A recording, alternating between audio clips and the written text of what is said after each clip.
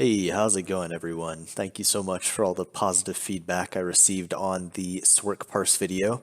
I'm making this how-to video for Sorc as a result of that feedback. It's just a compilation of tips and tricks that I figured out as I was testing parsing with Sorc in the Markarth patch.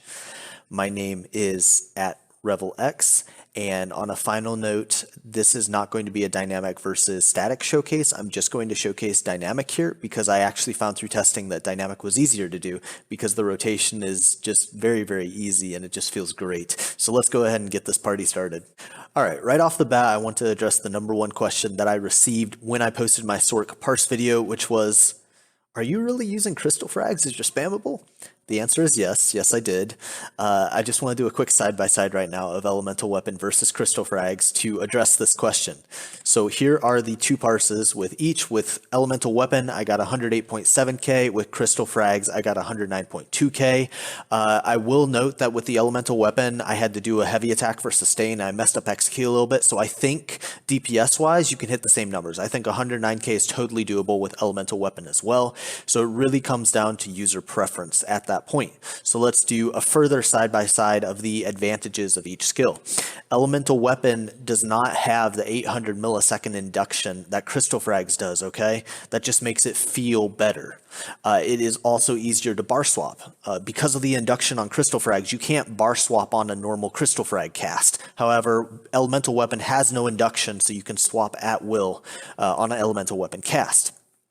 Because elemental weapon does not have the induction, it is easier to time because you're not dealing with an induction every time you hit your spammable, right? Moving on to crystal fragments, it's an easier rotation. Now the reason the rotation is easier is because you have one spammable instead of two, which means one less skill that you have to think about. And because you're only using one spammable, you do now have that extra bar space where elemental weapon was before. So you have an extra bar space to fit an extra skill, whatever that may be. And also, with elemental weapon, it delivers the extra damage when your light attack connects, right? So if you miss the light attack, you miss the entire elemental weapon cast. With crystal frags, if for whatever reason you mess up the light attack, the crystal frag is still going to hit the dummy, okay? So it's not a complete loss. Also, crystal frags looks and sounds like way cooler than elemental weapon, in my opinion at least, so it has that going for it. Next up, I want to go ahead and actually showcase the parse video right away, and then we'll talk about the details afterwards. So this is the 109.2k crystal frag parse specifically that we're showcasing and we will be talking about. So here it is.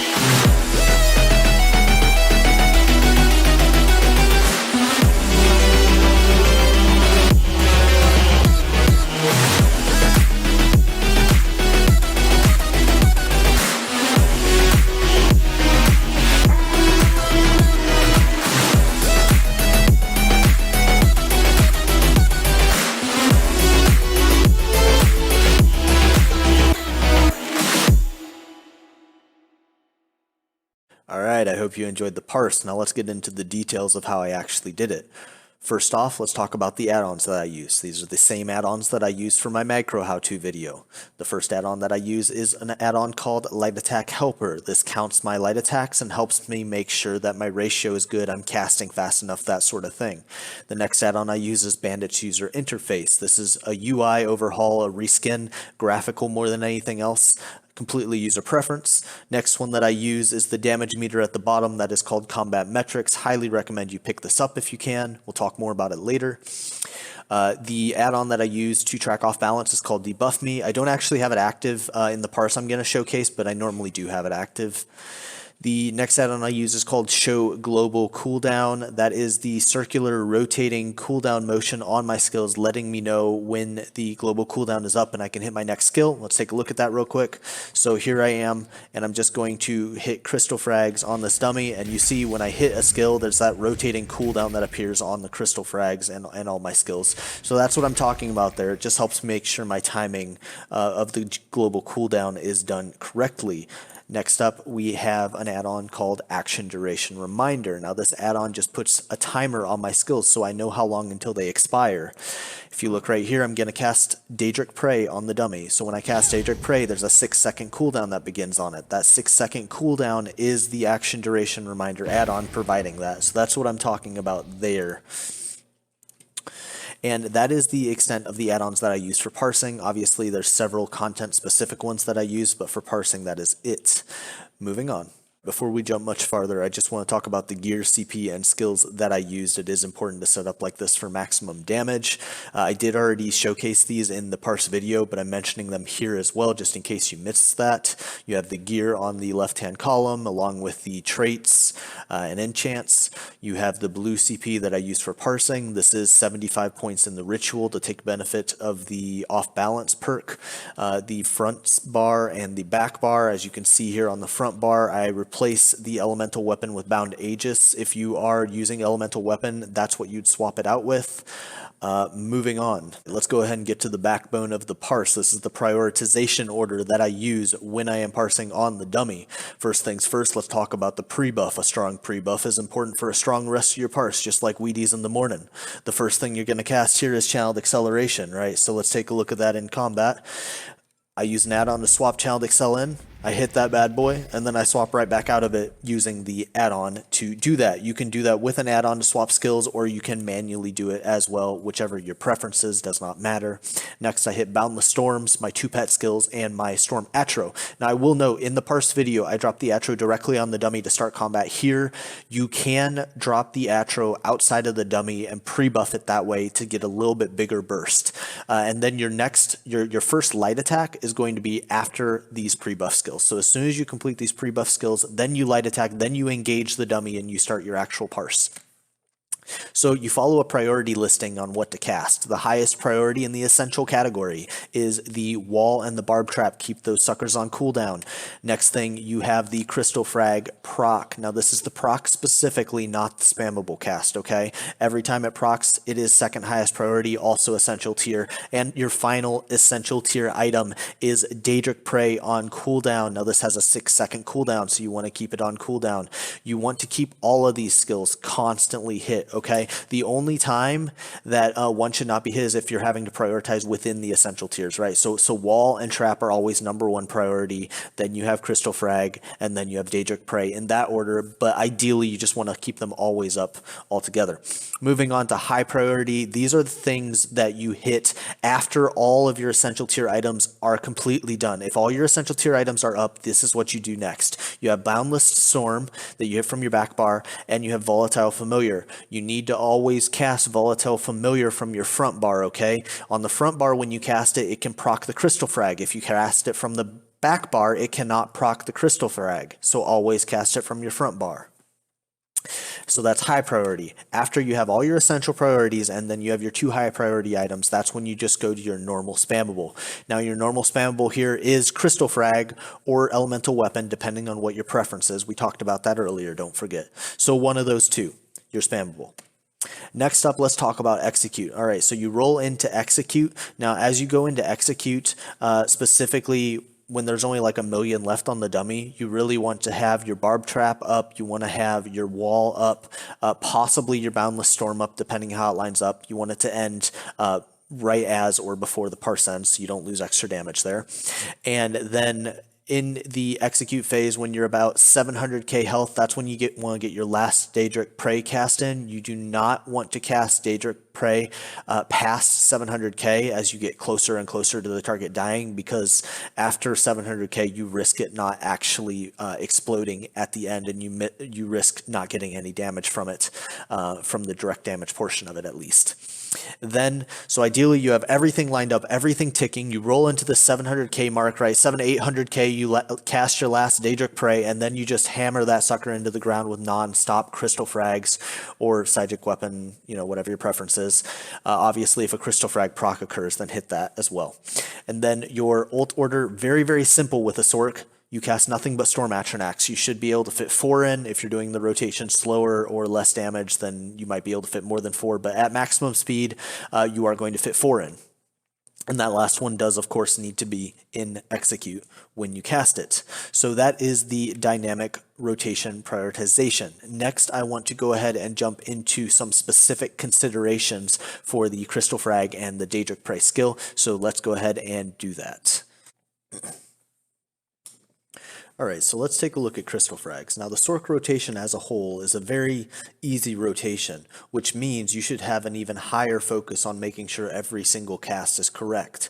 The main way you're going to do that is if you know your skills. You got to know your skills to cast them correctly, right? So, first thing on the agenda for Crystal Frags is that there is a 35% proc chance to get the proc'd version of Crystal Frags that does way more damage and costs way less, only on front bar skills, okay? So if you cast Eliwall from your back bar, there's no chance it procs Crystal Frags on your front bar. So the only things that can proc Crystal Frags on your front bar are Volatile Familiar, Daedric Prey, and a recent change which makes Crystal Frag spamming viable now is Crystal spammables can now actually proc Crystal Frag procs. So that's why you can use it as a spammable now versus before. Next up, there is an 800 millisecond induction on this skill. We touched on this a bit earlier, but essentially what that 800 millisecond induction means is you cannot bar swap during that 800 millisecond induction, okay? It is very, very hard to bar swap off of a normal cast with that induction. So you need to try, if at all possible, when you have to get to your back bar to refresh Trap, to refresh Wall, to refresh Boundless Storm, you need to bar swap off of a skill that does not have an induction. Your skills that don't have an induction are Volatile Familiar, Crystal Frag proc, and Daedric Prey. Okay, those three. Now the proc itself does not have an induction, so you're safe to swap off of that. Now, if you're in a situation where you have to bar swap to your back bar and none of those three options are available, you can wait until the induction is over and bar swap afterwards. If you do that, you're losing valuable time though. So try to not do that as much as possible. You need to be bar swapping off of those three skills. Yeah. So, final point, ignore the animation. Now what I mean by this is if you watch the animation of Crystal Frags and you cast based on that animation, you're going to be casting slower than you should be, most likely. You need to cast Crystal Frags at a normal speed, right? Following that global cooldown of 1 second. You need to be casting it every single second. If you're spending longer to cast this than you would the Psychic spammable, then you're losing valuable time. You have to cast this at normal speed for maximum damage. If you're really, really struggling to cast this at maximum speed because you don't like the way the induction feels, then maybe give the Psychic spammable a spin instead. But you for sure have to cast it at full speed for maximum DPS on this. Moving on. Real quick, let's also touch on Daedric Prey. Now, Daedric Prey, I don't have a whole lot to say about, but there are a couple important notes that you need to for sure know if you did not already. The first one is the damage ticks at the end. This is huge, all right? The damage does not tick. The direct damage portion of it does not tick until the end of the 6 seconds. So if you recast this even 1.1 seconds early, so it does not get a chance to reach the end, you miss out on the direct damage portion. You have to let it run its full course so you get the explosion at the end. At the same time, you also have to cast this skill every 6 seconds though. So timing is everything to make sure you get it every 6 seconds, but at the same time, you don't cut it off early. Next up, extra pet damage while active. Now the tooltip says 20%. It turns out to be something a little bit different with all the calculations for damage in ESO. But anyhow, you're getting extra pet damage while this is active, okay? Especially when your ultimate, your Storm Atronach is on the ground, it's super important that you keep this up constantly. That 20% or however much it actually translates to is a really big difference. So that's Daedric Prey at a glance. So as I mentioned, I've been helping quite a few people with their Sorc Parses recently after the posting of this video, and I wanted to go through the 4 most common causes of lost damage that I noticed. Now, obviously, there's several other reasons you could be losing damage, but these are the 4 most common reasons, okay? So let's go ahead and jump in. The first one is not gearing correctly, all right? If you watch the rest of the video, I talk through what CP you need to use, what gear you need to use. You need to be using Parse Food, which is Ghastly Eyeball. You need to make sure your setup is exactly the way that I showcase in this video. If you're not setting it up exactly the same way, you're losing damage. It's a very simple thing that doesn't involve skill. It's just you have to set it up right. Not prioritizing correctly, all right? So we already talked through earlier in the video again how to prioritize over at the parse section. It's hard to actually get it. I understand it looks good on paper, but making it actually happen takes practice. You have to put in the time and practice so you prioritize correctly. If you don't prioritize correctly, each time you prioritize incorrectly, you're losing damage. That's just the way it is. Number 3, missing light attacks. Not going to touch on this a whole lot in this video. That's content for another video, but making sure you get every single light attack in between your skills from after the pre-buff phase until the dummy dies is super important. A single miss light attack quickly adds up as you miss more and more and more to be a really big damage chunk lost, actually. And finally, doing the rotation too slow. Now, this is the thing that I like to harp on the most because this is typically where almost every single player, including myself, can see parse improvement is simply doing the rotation faster. It's almost impossible to reach the point where you can't go any faster, so you almost always can get more DPS from going faster. The rotation that I did, the 109.2K, it could have been done even slightly faster for a little bit higher DPS. So let's talk specifically about how to make sure that we are doing the rotation faster. So let's talk about rotation speed and how to increase it. Now for this segment, I'm going to heavily rely on an add-on called Combat Metrics. That's what we're looking at right now is the info panel from it. I'll show you real quick how to get to that. You go in game, you upload or pull open the CMX, and then there's a little eye with a circle around it. Open that bad boy up, and here you go. Here is the info panel. Now we're looking at a specific portion of it, this top left portion right here. Let's jump back to the slide. So here we are in here. Now, one thing I'm going to note, for whatever reason, hard casting crystal fragments caused some of them not to register in CMX. I'm not sure why that was. It says here that I had 83 crystal frag casts, and if you go to the actual parse here, you see 62 plus 39, which is a total of 101, not 83. So not really sure why that's bugging out, but the fact that it's bugging out causes this weaving average at the bottom left to not be entirely accurate. So I'm going to manually calculate my weaving average because that's a very important number to me.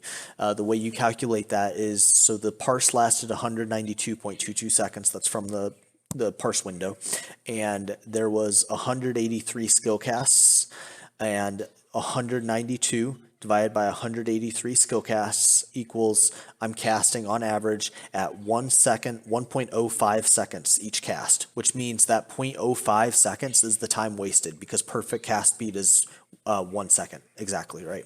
So my weaving average, which is the time lost per cast, is 50 milliseconds a cast, all right? So that's the time that I could personally improve on and cut down on. Now, this number super important, especially if you're using crystal frags as just spammable, because it's very easy with crystal frags to start casting crystal frag spammable slower because it has that induction, and you just lose such major DPS when you do that. So pay attention to this screen. Keep a careful eye on it. If you have to manually recalculate it because it bugs out, go ahead and do that. But make sure your weaving average is as low as you can possibly get it. You need that number super low so you're not wasting valuable time. Another thing to look at as I've mentioned before, is this miss column. There is a miss column here. Now that miss column tells you how many light attacks you're missing before each skill. Now you see here I missed 0 light attacks before every skill that I casted on the front bar and the back bar. You want to get to the point where you're at 0 ideally. That's really where you want to get. The other thing is the weave average. This is how much time you're losing between each cast. So on average, it's telling me I'm losing 30 milliseconds on Daedric Prey. Now we can't look at this for the Crystal Frag again, because for whatever reason it bugs out when you hard cast it.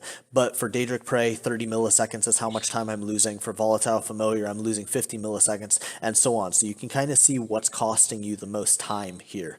You can see that on your back bar as well, of course.